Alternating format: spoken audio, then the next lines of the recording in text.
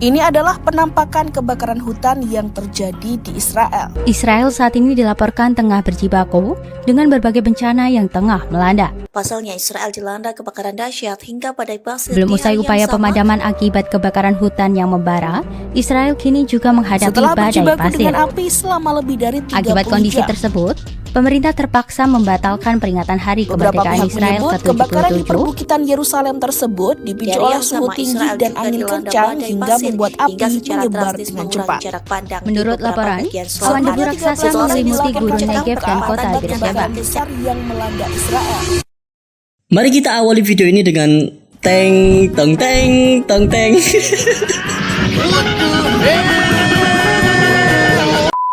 Rek, baru abis salat subuh rek. Scroll sosmed bentar udah langsung disuguhi sama kabar berita kalau Israel lagi ngalamin kebakaran hebat.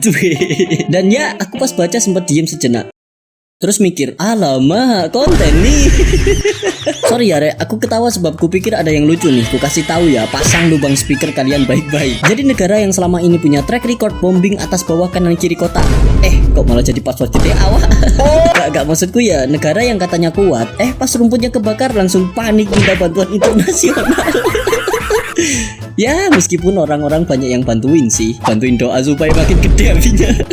Bagi yang belum tahu, singkatnya pada tanggal 30 April kemarin, Israel mengalami kebakaran hutan rek, dan lebih dari 25.000 dunam atau sekitar 6.170 hektar lahan kebakar, termasuk hutan dan lahan pertanian ya. Kebakaran Israel ini bertepatan sama peringatan Hari Pahlawan Israel rek, dan menjelang hari kemerdekaan mereka yang ke-77. Penyebab kebakaran dikatakan dari cuaca panas, kering sama angin kencang. Tapi penyelidikan masih terus berlangsung ya buat kejadian ini, dan katanya rek, beberapa pejabat mencurigai adanya unsur pembakaran dengan 18 orang ditangkap terkait dugaan tersebut. Nah, jadi warga Israel sekarang gak cuma kehilangan pohon, tapi juga kehilangan mood buat ngerayain hari nasional. Kebayang gak di benak kalian rek, suasana khidmat berubah jadi asap-asap, bau gosong, sama sirine. Dan dari kejadian tersebut, orang-orang di sosmed bukannya sedih malah nyukurin loh, gokil emang. Ya aku tahu sih maksud orang-orang kenapa ya, soalnya emang negara yang biasa nyalain api di daerah lain, giliran kebakaran di rumah sendiri malah mewek, nangis minta tolong. Kok ya masa biasanya nyalain rudal, sekarang gak bisa nyalain selang gitu loh. Dan tolong ya rek, tolong jangan salah paham, aku bukan ngetawain penderitaan warga sipilnya sana ya, tapi aku cuma susah buat mau bersimpati ke negara yang tiap paginya sarapan pakai konflik. Katanya canggih, katanya AI, katanya Iron Dome, tapi madamin api sampai butuh 8 negara datang.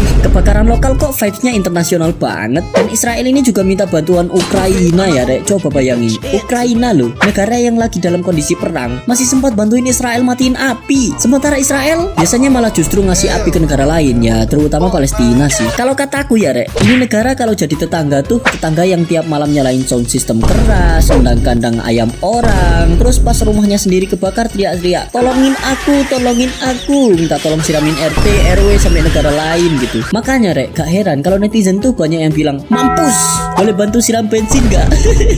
Ngawur kalian rek. Tapi ya udahlah ya, kita doain apinya cepet padam. Dan semoga hati mereka juga ikut padam. Soalnya kadang yang butuh disiram tuh bukan cuma hutan rek, tapi ambisi sama ego itu loh wak, itu yang sering kebakar. Sumpah gak bisa bayangin aku, Hari Pahlawan Nasional mereka loh, tapi alam roasting langsung. Happy National Day ya, semoga hangat.